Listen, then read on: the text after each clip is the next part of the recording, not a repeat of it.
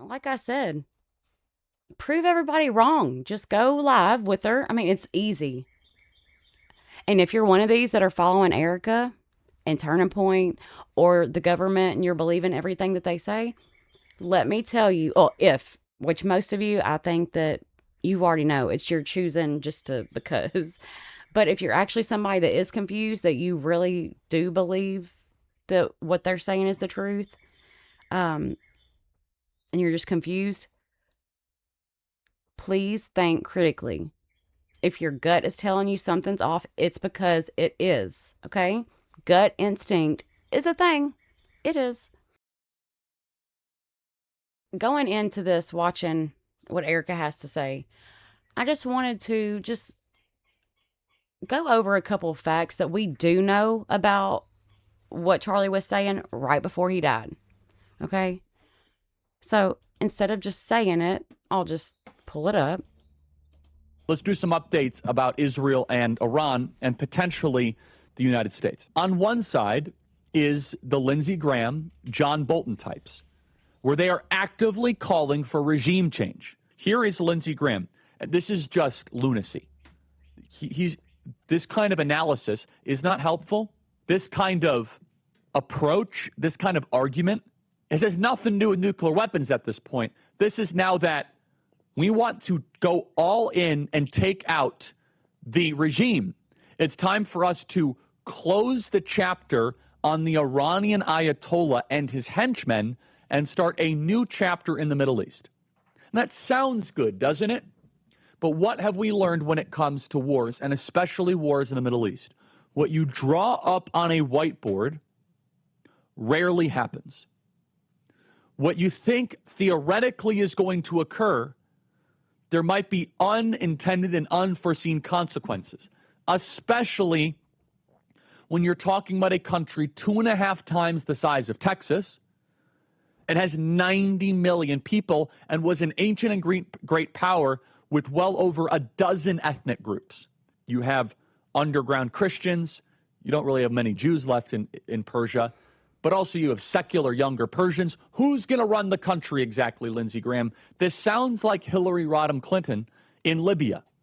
So I'm pointing to the first extreme right now, the neoconservative extreme. The we must go take off the head of the snake right now. Play cut 285. Be all in, President Trump, in helping Israel eliminate the nuclear threat. If we need to provide bombs to Israel, provide bombs. If we need to fly planes with Israel, do joint operations. But here's the bigger question. Wouldn't the world be better off if the Ayatollahs went away and replaced by something better? Wouldn't Iran be better off? It's time to close the chapter on the Iranian Ayatollah and his henchmen. Let's close that chapter soon and start a new chapter in the Mideast, one of tolerance, hope, and peace. Okay, that sounds good, but that's pathologically insane. I'm sorry, it is. How do you know it's going to be better? Yeah, the Ayatollah is awful, but maybe he's one of the few guys that can keep that country together and not have a 90 million person civil war. Lindsey Graham is so consistently out of his mind, it's hard to even comprehend. Iran is hugely diverse. It is a massive country. Do the people agitating for war even know that? Because be clear, regime change is war. Just to understand, regime change is not like changing the head coach at the Chicago Bears. It's not how it works. Take a look. So Charlie writes in this group chat, just lost another huge Jewish donor, $2 million a year because we won't cancel Tucker. I'm thinking of inviting Candace. Somebody writes, oh. Charlie writes, Jewish donors play into all of the stereotypes. I cannot and will not be bullied like this, leaving me no choice but to leave the pro-Israel cause. And somebody writes, a donor writes, please do not invite Candace. That might feel good short term, but it's not good long term, in my opinion. Like all groups, you're going to get a wide variety of opinions. That nasty free will thing that God bestowed on us makes life frustrating at times after the dust settles a bit, maybe. So again, this is 48 hours before Charlie Kirk was assassinated. He was very clear and he was very explicit, and he did not back down, not in that Hamptons meeting, which they're all lying about, nor in this text thread. I'm not going to reveal the names of the other 7. Actually, you know what? I disagree with myself 4 seconds ago. Let's just throw in Josh Hammer for funsies. He's on the The way you are treating me is so repulsive. I have text messages, Megyn, calling me an anti-Semite. It's been so unfair. They were coming after you after Turning Point for, among other things, that you had Dave Smith there. Dave Smith isn't allowed to criticize Israel. You had both sides. The Israeli side was overrepresented. No, you're not allowed to. It's even worse than that. My moral character is now being put into question, Megyn. Not my decisions, not like, hey, are you doing this? Is it smart or is it dumb? But no, I am a bad person if I do this. It's like there's some rule you can't go there when it comes to Israel. Well, you and I believe that we're Americans and Americans first, period. End of story. We are citizens of this nation, okay? And right. Israel, we have funded, we have supported. I host a person that I moderate the debate of, mind you, right? And I give equal time to Josh Hammer, equal time to a pro-Israel advocate, and my moral character is being put into question. And so I think it's a hyper-paranoid, like, we're just going to try to, we're going to just stamp out everything type of practice. But it goes to the point where, if, for example, if I have less ability sometimes online to criticize the Israeli government about backlash than actual Israelis do. Regarding the Talmud, he writes, there are some verses in the Talmud that will blow your mind. I said, I'm aware of them. He wrote, the Talmud is not biblical, but it is their rabbinical interpretations of Judaism. And then I did a deep dive one week, and he wrote thought crime. And I said, yep, this is the real Charlie Kirk, to effectively reverse course regarding what Charlie actually felt, what Charlie actually believed, and who his friends actually were. A reversal made infinitely more evil by the fact that his wife is at the helm of the company. She could stop that. Podcaster Brett Weinstein then waded into the fray, which was amazing. He was apparently in conversation with Charlie, and Charlie said, thank you, I totally agree. Brett said, and by the way, I think the president needs us to keep the pressure on. The neocons are very vocal and admittedly powerful, but the public does not want war, especially not to be dragged into one by a belligerent Israeli regime. And that Charlie never texted anybody the night before saying that he thought that they were going to kill him. And that obviously reflected poorly on me, because I was the one who said that he did, in fact, text multiple people the night before. And then I went on Jimmy Dore on Friday, Jimmy Dore's show, and I clarified. I said, Andrew Colvett told me specifically that he was one of the people that received this text message. So I got that first person. I didn't get that from a source. I got that directly from Andrew Colvett. And then somebody who had access to Dan Flood's communications said that Dan Flood similarly received a text message. They owned that right away and explained. Erika said that she has Charlie's phone. She's looking at his iMessages, and it turns out that he, like everybody else, communicates on Signal. He communicates on Telegram, and that those when she heard me say that, they then went and looked, and yes, that what I said was true. Andrew Colvett received a message the night before, and Dan Flood received a message the night before. Now, they asked me if I had actually like a concrete a copy of what Dan Flood got the night before, and I said no. Somebody told me what it said, which was almost exactly what Andrew said, which is they're going to kill me. Andrew did not know who they were, that he was referring to were, but they clarified that the message that Dan Flood received said the left is going to kill me. So I can't confirm that one way or the other. I have to trust them on that because I did not see that concrete message. I was told that it said they. So just based on the fact that she keeps blatantly ignoring what Charlie said and what everybody can see he said, and she's just acting like it's not happening. He's scared they're going to kill him. And he had no choice to leave the pro-Israel cause, and how he felt about the war in Iran, and how he felt about all of that. And she acts like he never even said it. That alone is enough for me to be suspicious of her with nothing else. Like, you keep saying that you're so proud of your husband and you want to keep it going, what he stood for. The very most important things he was saying before he was assassinated. Let's see what she has to say that's so important. You guys are welcome to ask anything. Open mic, disagreement, most welcome. If you disagree, come to the front of the line. If you disagree, come to the front of the line. If you disagree, go to the front of the line. You guys know how it works. You disagree, you can go to the line. We'll have a great conversation here. Who are you? My name is Charlie Kirk, and I love America. Why are you here? Because I love talking with people I disagree with. What have you done for your country? Started an organization that's now in 1,000+ campuses to save the greatest culture and country ever to exist. I love talking to people I disagree with. When people stop talking, that's when you get violence. That's when civil war happens. It seems to me that nothing will ever be enough for the evil in this world. Our country has become unrecognizable. These people have perverted the truth to the point that they motivated the murder of my husband. They have continuously tried to assassinate the president, and anyone who stands in their way is labeled hateful, racist, fascist, and every other trigger word that is grossly dishonest. We want the best for our country. I just have to say,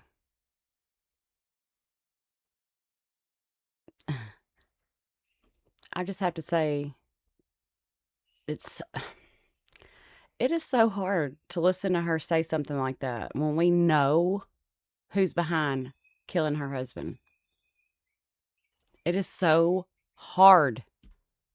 Just keep lying. And the assassination attempts on the president, I don't believe any of them were real. I think every one of them had an agenda, and here we are. Still with no explanation to any one of them. And now we got another one that's already weird and a million questions and doesn't make sense. So that's another lie. Anyway. They don't. This is why Charlie started Turning Point USA in the first place. He didn't trust the radicalized liberal teachers. And this past Saturday, it was a school teacher, of all people, a school teacher, that attempted to change our history for the worst with bullets. And everyone is asking why I even went to the White House Correspondents' Dinner. And it was because many of the journalists in that room have attempted to dehumanize me. And I wanted to meet some of them face to face, quite frankly. Why have a conversation about me when you can have a conversation with me? So, for example, a journalist from the Daily Mail came up to me. She's lying. Because if she actually wanted to have a conversation with people, then she would have had it on air with Candace in front of God and everybody whenever she did, and lied to her. That's why she didn't want to do it in front of everybody. But hey, you can do it now. Why don't you just go on Candace's show and answer all of the questions that we have? It's so easy. You like to talk to people, right? You'd rather just sit and talk with you, right? Well, to have a conversation, it requires two people to actually indulge. And you can't do that when you're just lying or just sitting there staring. Like Candace said you did one of the times, like just...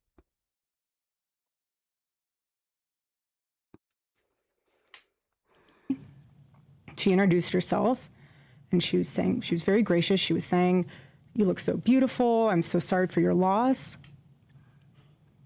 To which I replied, "It is so nice to put a name to the face, especially with all of the slander, the lies, accusations that are out there surrounding my husband's murder and myself." And I said to her, "You know what's so interesting? This is my first time at the White House Correspondents' Dinner, and I find it so fascinating, the dynamic that is going on right now, because everyone is all dressed up, and you guys are commingling in and out of each other's cocktail parties. And so for one night, you are able to put aside all of your differences for the sake of freedom of speech. And then by Monday morning, things will go back to being an absolute bloodbath between all of you." To which she replied, literally, she said, "I know. Isn't it special, right? Isn't tonight so special?" And following that conversation, it was time to take our seats, and we went into the big ballroom where the dinner was. And one of the first things I noticed when I walked into that room was quite literally the proximity of the opposing outlets to one another. So you have one table here that's Politico, and another table here that's Fox, and another table here that's WAPO, and you're all crammed together, elbow to elbow. And to make the night even more of a spectacle, every single 10-person table had 10 bottles of wine. And the president of the White House Correspondents Association, she did a great job of trying to make the evening have that feeling of Americana. You know, we were in a room celebrating freedom of speech despite our differences. And the U.S. Marine Band performed the national anthem so beautifully. And then shortly thereafter, gunshots rang out and total chaos ensued. And you guys have all seen what happened next because there are 1,000 videos of it. So let's discuss that fact for a second. If you were in that room, you had no way of knowing what the status of the shooter was, how many there were, or honestly, really anything. It was just utter chaos. And so during an active shooting, these journalists are using their phones to find moments to capture for clips. They were so concerned about getting a video in a room with an active shooter that they could have accidentally and quite literally filmed themselves being shot. She does know that Andrew Colvett made a video too, right? Like, he was all tipsy and straight up selfie mode. Does she not know that? Many of those people have become so desensitized that fight or flight became secondary to the opportunity of putting themselves into the story, which ironically breaks the #1 rule of journalism. And again, ironically enough, the shooter was a teacher. You have these people who are supposed to be teaching our children the future of this country, and he's so unhinged that he is able to teach children by day and then attempt to murder the president of the United States by night. And in his manifesto, he starts by contextualizing himself by saying, "I am a citizen of the United States of America." And while we may have big problems with illegal immigration in this country, I have to tell you, we have an even bigger problem when it comes to the systemic indoctrination and radicalization of our own citizens. This is what got my husband killed. This is what has led to 3 legitimate attempts on President Trump's life. And I can speak firsthand to that unbearable toll that this must take on our First Lady. There has never been a president who has faced this many assassination attempts in Americans' entire history. And after each one, the reaction from the far left has been, at best, a shrug, and in some cases, And there it is. The far left. I was wondering how long it would be before the left was thrown in. There is no side. There are no sides. There's no left. There's no right. They want you to think that. This is so stupid. a sick disappointment that the shooter was unsuccessful. We are all human beings.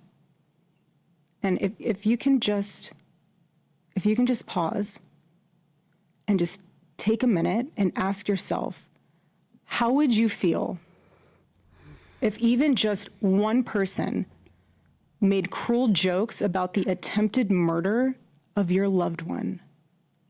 That is what Jimmy Kimmel did to the First Lady. He said that she had the glow of an expected widow. The glow of an expected widow. Just 48 hours before that nightmare almost became a reality.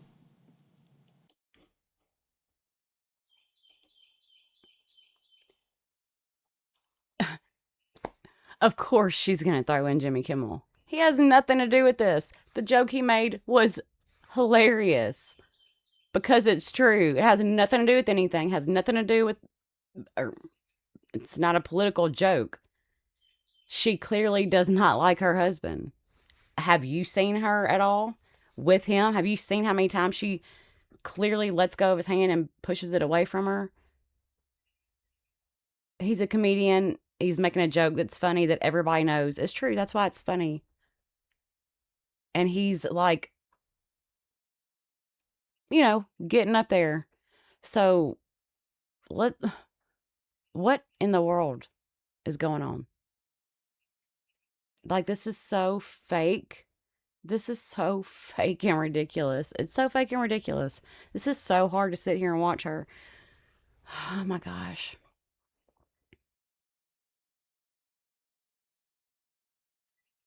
Okay.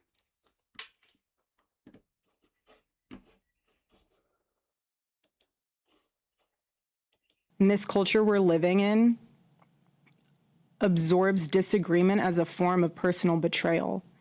It turns having an opposing viewpoint into a moral crime worthy of punishment. And here's what I've realized through all of this.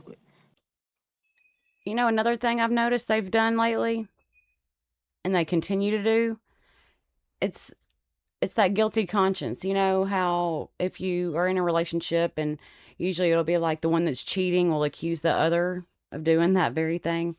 Yeah, that's what they've been doing for a while, because everything that they're saying is exactly what they are doing. And the difference is all the people that are awake and actually trying to figure out what happened to Charlie, they're open to talk with anybody about anything, because we're trying to figure out what happened, the truth. Think about who's not open to talk. That tells you all you need to know. Who is not willing to talk openly in front of everybody with nothing to hide? That's where you find who's telling the truth. It's so easy. Stop playing dumb. And I wish she would stop talking to everybody like they're dumb. Okay? We need to get on with it. All the rest of the schools need to go on and tell them they're done with them. Everybody that's signed up with it, let's just be done with this. Go on, let's just be done with them. Like, this is ridiculous. For her to think that, first of all, what she says has power, because it doesn't. She's a sorry excuse for a mother and a woman and a wife. And I say that on her actions. Nobody knew who she was until her husband died. Not to be morbid, but he's dead. Who says that, really? But this whole act is getting old. Now they're doing the whole Darvo, reverse victim and offender. Like, they're the ones that are doing this. They're the ones not being open. And they're trying to act like they are the ones that are doing that, being open, and everyone else is trying to create some false narrative or distract. No, they are the ones trying to distract. They're the ones trying to create a false narrative because they have something to hide. And how long are we going to play this stupid game? Man, I was hoping she was going to announce that she was going home forever. I don't know why I would have thought that. Truly, having lived through quite literal hell these past 7 months, if you strip someone of their humanity long enough, you will arrive at the chilling conclusion that they don't deserve to exist at all. Every morning I wake up to a new headline lying about me. Lying? I have comedians dressing up in whiteface. I have people saying I'm not fit to be Shout out CEO. Drewski. And I have Candace And you're Owens not. claiming I murdered my husband. And the list goes on and on No. and on. No. Okay. Candace Owens has not said that she murdered her husband. That is a fact. Candace even gave her grace for a long time when everyone else saw right through her BS. After Candace even went and spoke with Erika privately, because they can't get on air in front of everyone and let everybody know the truth, Candace asked her a question and she just stared. Just literally just stared at Candace like. Candace didn't share that with us for a while after that. If Candace was going after Erika to harm her, she would have done it from the very beginning. She would have went with all of her followers. And she definitely would have let us know about that a long time ago when she told us about the whole conversation, because to me that is so odd. All of her behavior is odd, everything about it. And you can't tell me anything else. I don't care. I don't care what you say. You just aren't very good at watching people. You're just not very good at people. It's a thing with me. I've always studied people behavior. Not that I needed to. It's just my childhood was so traumatic that it's how I approach everything. Cautious and observe every little detail. And that's the thing with Erika. You don't have to just observe every little detail. She comes right out of the gate and puts them right up front. She puts them right there. And they do this over and over again. And this makes me think about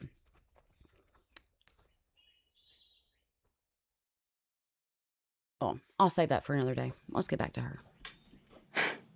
There is a serious epidemic of dehumanization plaguing this country. The most unthinkable tragedies have now become commonplace in our daily headlines, and yet the media finds a way to conveniently explain away violence. This is what we're up against. This is what we're up against. What is happening right now is something none of us can afford to ignore. The evil forces working to divide us, to distract us, and to pull us apart has never been stronger. This is a moment for Americans to come together and decide what kind of country we are going to be before we lose our country altogether. In Romans chapter 12, verse 21, it says, "Do not be overcome by evil, but overcome evil with good." And this is why my husband created Turning Point USA, so we could have civil discourse and debate and open dialogue. Because when we stop talking to each other, bad things happen. I am choosing to fight for America, for my children, for your children, and for our humanity. Because we all need to do our part. And by the grace of God, we will succeed, and America will remain what she was always called to be, a shining city on a hill, a light to the world. So let me give you a perfect example of how it's done. My husband did it best and left us the blueprint on how to have uncomfortable conversations with those who disagree. Buckle up, everybody. Here we go.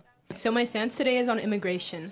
I think that immigration contributes a lot to America. So my parents did come here legally, and they right now are in the process. Is that it? And it takes a long time.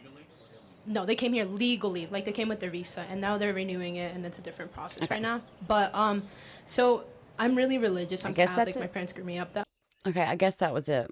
Oh my gosh, y'all, it's so hard to listen to her talk. It's so hard. It's so hard. It's so hard. At least she's not doing that anymore. The whispering shit. Oh my gosh. Okay. So that was a load of crap, and we didn't get our message we wanted. Damn. Does she really think that anybody's buying this anymore? I mean, I guess there have to be at least a couple people, right? Somebody's buying it. I mean, they have to be, right? For them to still keep going thinking that something's going to happen with what they're doing. I mean, I don't know. But that was very hard to watch. She's